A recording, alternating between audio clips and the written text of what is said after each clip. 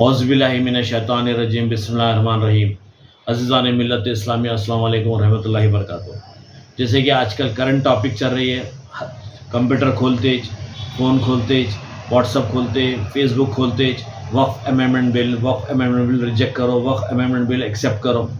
आखिर what is वक्फ? मैं ये आपसे सवाल करना चाहूँगा कि वक्फ का मतलब क्या है, वक्फ मंशा क्या है, उसका पर्पस क्या है वक्फ का। मैं और एक बड़ा सवाल करना चाहूँगा कि आज तक वक्फ के लैंड से कोई गरीब को फ़ायदा हुआ क्या? कोई गरीब को लीज पे जो है सो प्रॉपर्टी मिली क्या?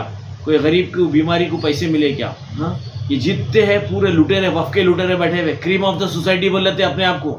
मैं उंगलियों पे गिना देता हूँ, शहर के जो बड़े बड़े लोग क्रीम ऑफ सोसाइटी बोलते हैं, सब में बड़े वक्फ के चोरां, डाकुआं, बट्टेबाजां, लुटेरे। तो कम से कम अगर गवर्नमेंट वक्फ अमेंडमेंट बिल लेंगी तो इसमें अकाउंटेबिलिटी, ट्रांसपेरेंसी आ जाएंगी। वंस अकाउंटेबिलिटी कम्स, आप क्वेश्चन कर सकते हैं।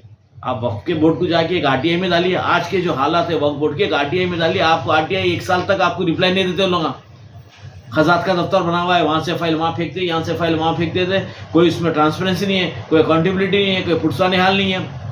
ये एक आरटीआई का आपको 1 साल तक आपको जवाब नहीं मिलता। तो ऐसा वक्फ बोर्ड जो है सो जो चल रहा है, ऐसा चलने से नहीं चलना अच्छा है। कम से कम गवर्नमेंट तो भी अकाउंटेबिलिटी होती। आप कोर्ट में तो खींच सकते हो उन लोगों को, यहाँ पर कोई पुरसा निहाल नहीं है, बेवा की फरियाद कोई सुनता नहीं बोलते ना, वैसी वक्फ की जो है सो कोई फरियाद सुनने वाला नहीं है।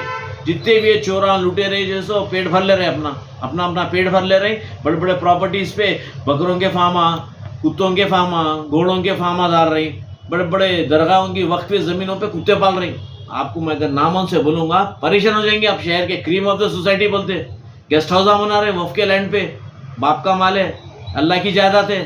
अरे अल्लाह की जायदाद की हिफाजत करना हर मुसलमान का फ़र्ज़ होता, हर मुसलमान का फ़र्ज़ होता। एक इंच की भी अगर वक्फ की लैंड आप कब्जा करेंगे तो मरते पहला सवाल आपका वही होगा, क्या तेरे पास कोई दूसरा धंधा नहीं था कि तू वक्फ लैंड को कब्जा करा? क्या अल्लाह की जायदाद ही मिल गई हिंदुस्तान में, दुनिया में, जो वक्फ की जायदाद को कब्जा करके अपना पेट पाल रही, अपने आल औलाद को खिला रही?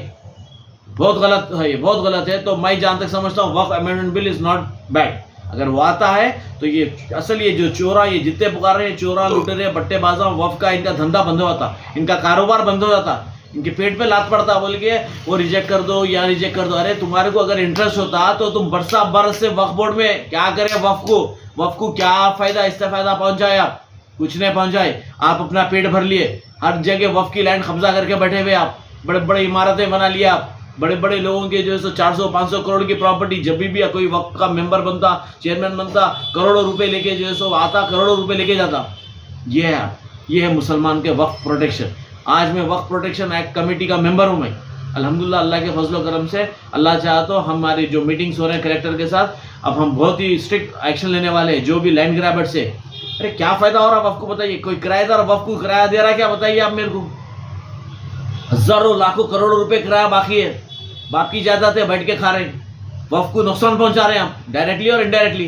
वक्फ को किराया तक नहीं दे रहे आप, फिर आप बोल रहे हैं मैं वक्फ प्रोटेक्शन, मैं वक्फ का लैंड का वो हूँ, मेरे को अमेंडमेंट बिल रिजेक्ट करना है। क्या फ़ायदा है आपको? आपकी आने वाली नस्लें को जो है सो आपसे पूछेंगी, आपके गिरबान पकड़ लेंगी कि आपको अल्लाह ताला ने सलाहियत दिया था, आपको यही है क्या? वक्फ की जायदाद खाना है क्या आपको?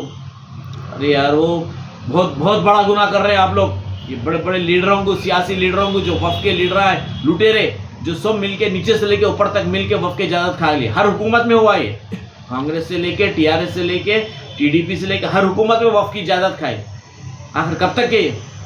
बहुत बुरा हो रहा है। तो मैं जहाँ तक समझता हूँ वक्फ अमेंडमेंट बिल आएगा तो कम से कम ये चोरियाँ, बट्टेबाजी के धंधों के जो सो अपने लोग 99% अपने लोग इन्वॉल्व है। मुसलमान ही खाता वक्फ की लैंड, कोई हिंदू खाते हुए सुने आप?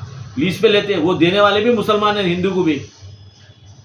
तो मैं जहाँ तक समझता हूँ वक्फ अमेंडमेंट बिल आएगा तो आप लोगों के लिए आपकी प्रॉपर्टी सेफ होंगी, वरना फिर जो बची खुची प्रॉपर्टी है वो भी ये जो कुत्ते कोयले जो लपटे हुए हैं पीछे, अब जो परेशान है, अरे पेट पे लात पड़ जा रहा, कैसा होगा, हमारा कारोबार बंद हो जाएगा, धंधा बंद हो जाएगा बोल के अमेंडमेंट बिल को जो है सो रिजेक्ट करो। खुदा हाफिज़। गुर्दों के मरीजों और डायलिसिस पेशेंट्स के लिए खुशखबरी। Bewell herbal health care GMP approve और ISO certified, 100% herbal, no side effect. मुल्क व बैरून मुल्क हजारा मरीज शफायाब हो चुके हैं। बीवेल हर्बल हेल्थ केयर में जड़ी बूटियों से तैयार की जाने वाली दवाओं से तमाम अमराज जैसे हर तरह का कैंसर, TB, गुर्दे और पित्ते में फतरी, एड्स, ब्रेन ट्यूमर, दिल की नालियों का बंद हो जाना, लीवर के अमराज, थायराइड, बवासीर, डायबिटीज, जिनसी अमराज, जोड़ों का दर्द, फालिज के अलावा दिगर अमराज का मुकम्मिल और जनाना मरीजों के लिए अलहदा लेडी डॉक्टर की भी सहूलत है।